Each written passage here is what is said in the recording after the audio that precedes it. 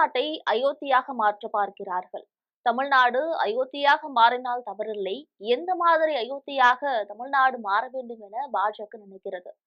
திருப்பரங்குன்றம் மலை மீது ஒரு இடத்துல தீபம் ஏற்றுவது தொடர்பான வழக்குல உயர்நீதிமன்ற மதுரை கிளையின் நீதிபதி ஜி.ஆர். சுவாமிநாதன் உத்தரவிட தமிழ்நாடு அரசு அதை ஏற்க மறுத்த விவகாரம் அனல் பறக்கிறது.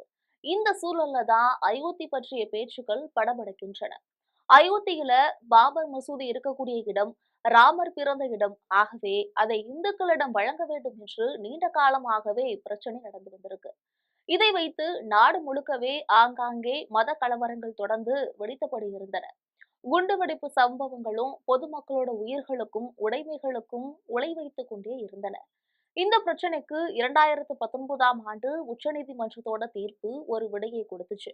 அதாவது அயோத்தியில சர்ச்சைக்குரிய இடம் ராமர் கோயில் கட்டுவதற்காக வழங்கப்பட்டது என்றாலும் தீர்ப்பை வழங்கிய 5 நீதிபதிகள் கொண்ட அந்த அரசியல் சாசன அமர்வு இந்த தீர்ப்பில் ஒரு மிக முக்கியமான விஷயத்தை அழுத்தமாக பதிவு செஞ்சிருக்காங்க.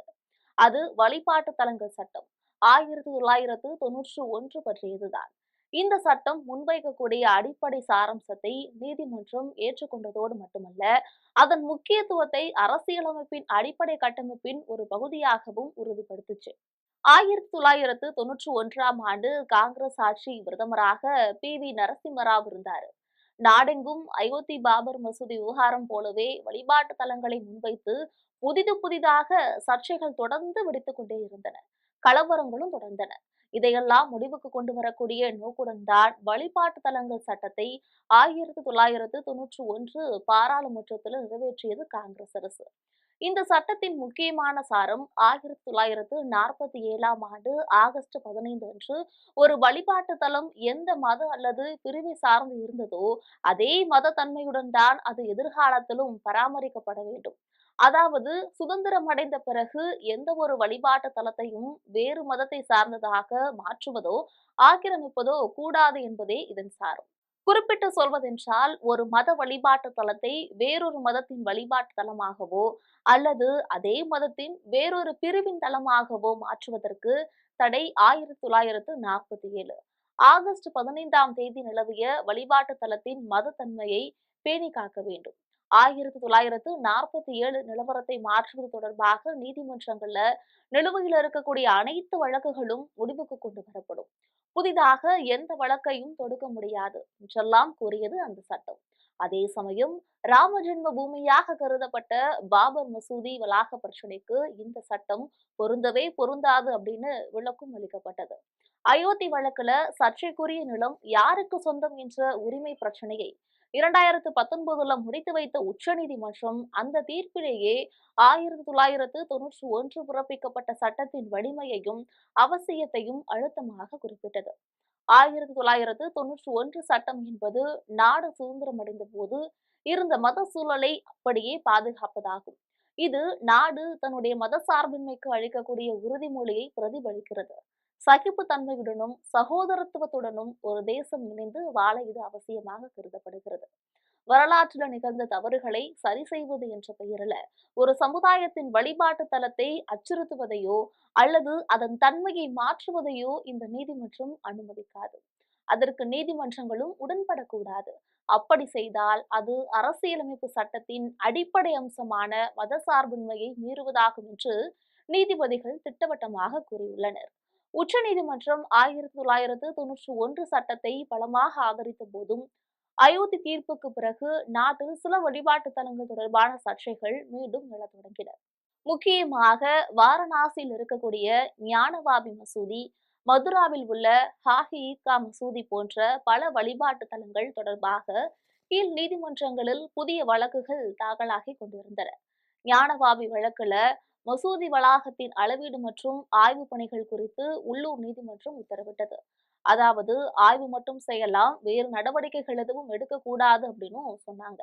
ஆனால் நீதிமன்றங்கள் இத்தகைய உத்தரவுகளை பிறப்பிப்பது 1991ஆம் ஆண்டு உருவாக்கப்பட்ட சட்டத்தின் நோக்கத்தையே நீர்த்துப்போக செய்துவிடும் என்றபடி உச்சநீதிமன்றத்தை அணுகியது மசூதி தரப்பு. கூடவே அந்த சட்டத்தையே ரத்து செய்ய வேண்டும் அப்படின்னு எதிர்தரப்புல பலரும் வழக்கு தொடுத்தாங்க. இந்த சட்டம் நீதிமன்றத்தின் மூலமாக பெறக்கூடிய நிவாரணங்களை மறுக்கிறது. 1947ஆம் ஆண்டுக்கு முன்னாடி நடந்த வரலாற்று தவறுகளை சரி செய்வதற்காக கோவில் நிலங்களை மீட்டெடுக்கவோ இல்ல வழக்கு தொடரவோ இந்துக்களுக்கு இருக்கக்கூடிய உரிமைகளை இந்த சட்டம் பறிக்கிறது.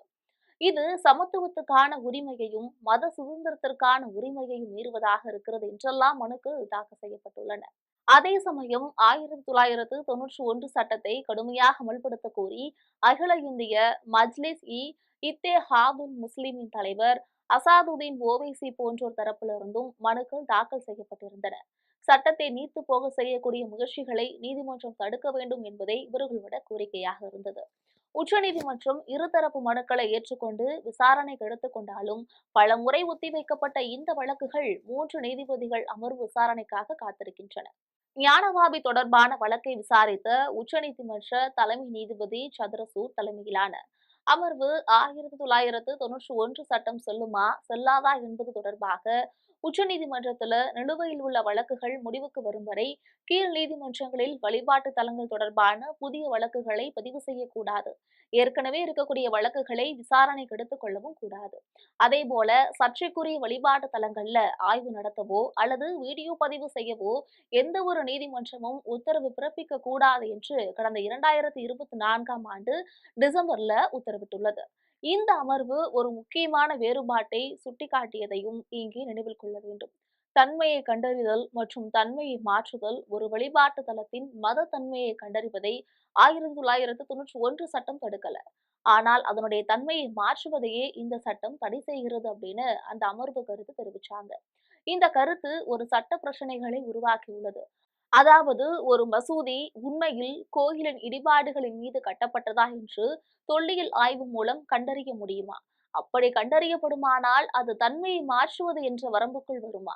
அல்லது உண்மையான தன்மையை கண்டறிவது என்ற வரம்புக்குள் வருமா என்பதே தற்போது முக்கியமான சட்ட விவாதமாக உள்ளது. இருப்பினும் உச்சநீதிமன்றத்தின் சமீபத்திய தடையால் இத்தகைய ஆய்வுகளுக்கு தற்போது வரை இடைக்கால தடை நீடிக்கிறது. அதாவது வழிபாட்டு தலங்கள் தொடர்பான வழக்குகளை உச்சநீதிமன்றம் தவிர வேறு நீதிமன்றங்கள் விசாரிக்க முடியாது. அயோத்தி வழக்குல 1991 சட்டம் உறுதிப்படுத்தப்பட்டிருக்கு. ஆனால் தற்போது அந்த சட்டமே கேள்விக்குள்ளாக்கப்பட்டு இருக்கிறது. உச்சநீதிமன்றத்தின் 3 நீதிபதிகள் அமர்வு சொல்லவிருக்கக்கூடிய தீர்ப்பு இந்திய மதசார்பின்மையின் எதிர்காலத்தை நிர்ணயிக்கக்கூடிய ஒன்றாக அமையுமா அல்லது புதிதாக அயோத்திகளையும் மதுராக்களையும் வாரணாசிகளையும் ஏன் திருப்பரங்குன்றங்களையும் இன்னும் உருவாக்குமா? உச்சநீதிமன்ற தீர்ப்பு இப்படித்தான் இருக்கிறது. அப்படி இருக்க சென்னை உயர்நீதிமன்ற மதுரை கிளை திருப்பரங்குன்றம் வழக்குல இதனை நினைவில் கொள்ளாதது என்பது தெரியவில்லை என்பதும் குறிப்பிடத்தக்கது.